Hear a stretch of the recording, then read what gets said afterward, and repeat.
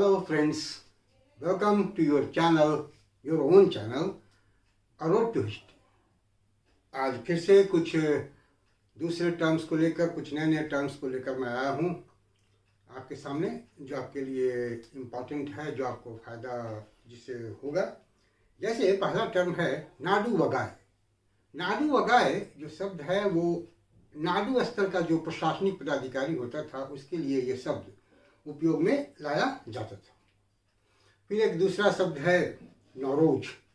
Nowruz basically ईरानी एक new year का महोत्सव होता था जिसको बलबन ने अपने सबसे सर्वप्रथम अपनाया और शुरुआत की, और बाद में अकबर मुगल पीरियड में अकबर ने नौरोज के उत्सव को मनाना शुरू किया।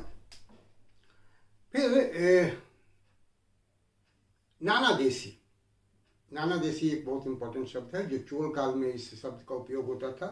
ये ऐसे व्यापारियों का संघ था जो विदेशी व्यापार करते थे, उस संघ को नाना देशी कहा जाता था। इसके साथ ही पैबाकी।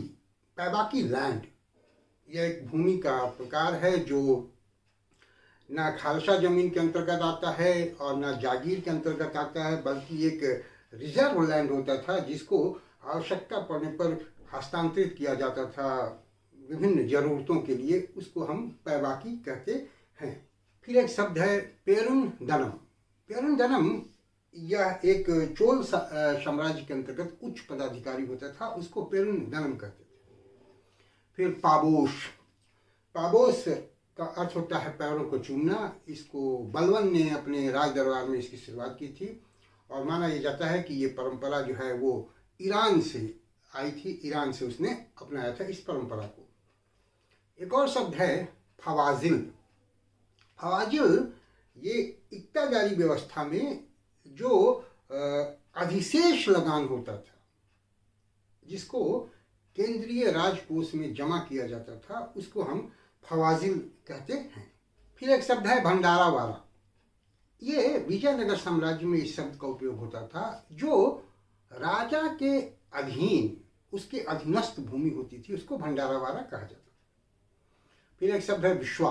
विश्वा भूमि के माप की इकाई है जिसको अलाउद्दीन खिलजी ने इसका प्रयोग किया था। विश्वा को इसी के आधार पर जमीन की पैमाइश या माप की जाती थी।